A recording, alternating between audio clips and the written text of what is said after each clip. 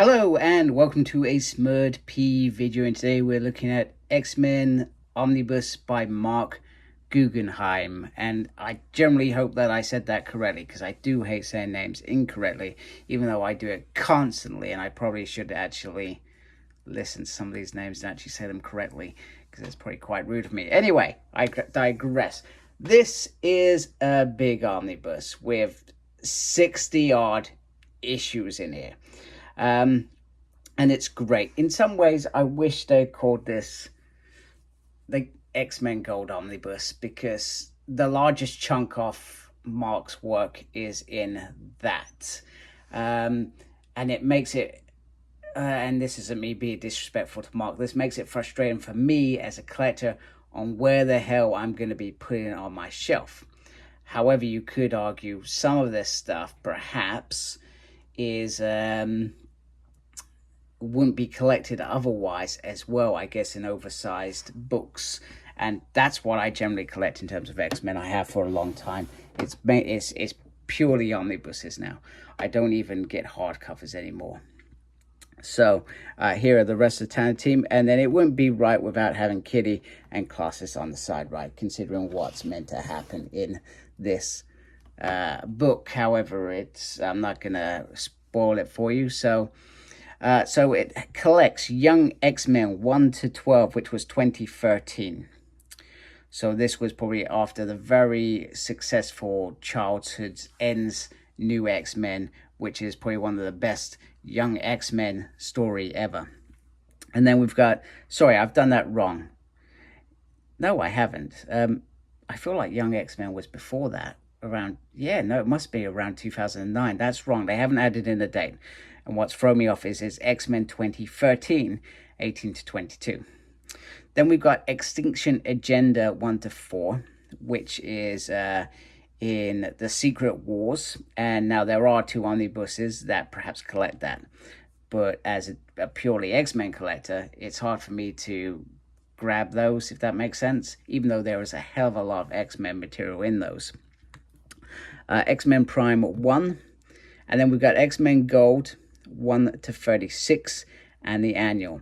And then there's a crossover in this with X-Men Blue 13 to 15, if I remember correctly. X-Men The Wedding Special 1. And then X-Men Days of Future Past and Doomsday 1 to 4. I feel like those are meant to be in the Secret Wars. I'm not sure why they're not doing this in sort of timeline in terms of what they're trying to tell us or share with us. And then X-Men Manifest Destination 3, X-Men Serve Protect 3, and Marvel Comics 1001. So that's material that he has clearly written. So it's nice that Mark's been given his own omnibuses. There is the rest of the talented team. And there's a synthesis, which I never read. And as it says it's a museum to these collections. So we've got this nice sort of gold background going on here. And then we're going to carefully put this down here. And this is a big book. So this either can go well, or this is going to be disastrous. Probably disastrous, no me. Anyway, we're going to do it anyway. So I need to first get some sort of hold on to it so that I'm not going to damage the book. There we go. X-Men by Mark. There we go. Blah, blah, blah, blah. And then this is all the team that he has worked with to achieve these stories, which is great. There we go. And we start with Young X-Men. So this is the bit that kind of makes me happy, is this run here. I like this run. I really did. And I was gutted when it ended. So that's that. And then what I really wanted to find out, so then is, there's quite a lot in there, is try and find out how it transcends or changes. So this is X-Men. So this was the female team, if I remember correctly. So that's good. So that goes straight into that. And then we go into the Secret Wars. So is this going to be completely in order, or is it going to change later on? Oh, it already has. That was quite quick. I like X-Tinction Agenda, this version of it. It was interesting. It was different. There you go. X-Men Prime. Okay, X-Men Prime. So that's... So it hasn't got the other Secret War stories in there. So maybe I've made a mistake here in terms of what I think is in here. So we've got X-Men Gold. I think we're on X-Men Gold now. I hope, yeah, we must be. I'm pretty sure we are. He says. No, yeah, we are. Because then we got this crossover. So X-Men Gold. Mojo, yeah, that's the crossover. I think that's the crossover. I don't know. I have not read this for a long time. Can't remember every X story. I remember quite a bit, but yeah, this was a time that I don't think I was enjoying X-Men. I'll be honest with you. I don't think I was enjoying X-Men. It was a tough few years, I think, after what I just referred to, the Secret Wars run. It was very difficult to enjoy X-Men. It doesn't mean that I didn't like them. It just means that it doesn't sit in my mind as a golden era, if that makes sense. I want to see when this changes.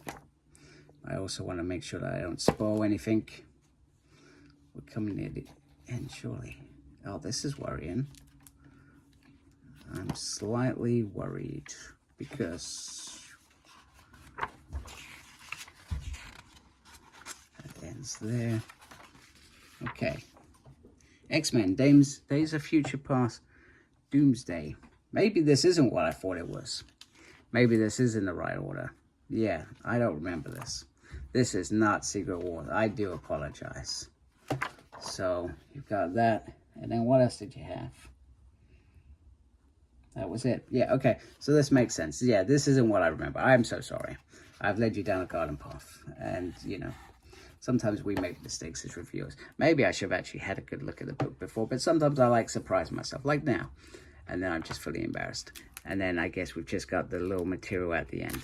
Right, so what's at the back? We got some nice sketches, which is always great. Some nice variant covers. Anything decent? No, I'm surprised. It does bug me when they do, what's the word? When they do a specific omnibus for a specific writer, why...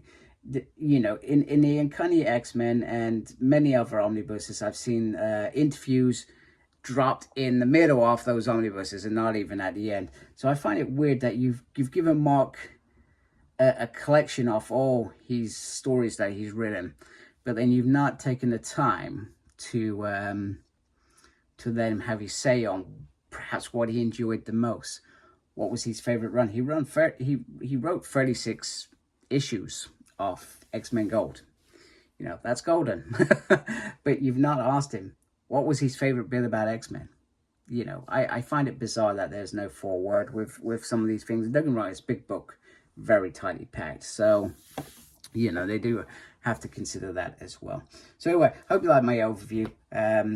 And let me know if you're picking this up or if you're avoiding it in the hope that they just do an X-Men Gold omnibus at some point. I'd be quite irritated if they did that, because what do I do with the Young X-Men section and the other little bits of here? You know, X-Men on its own, the female team, you could easily just do a small omnibus for that.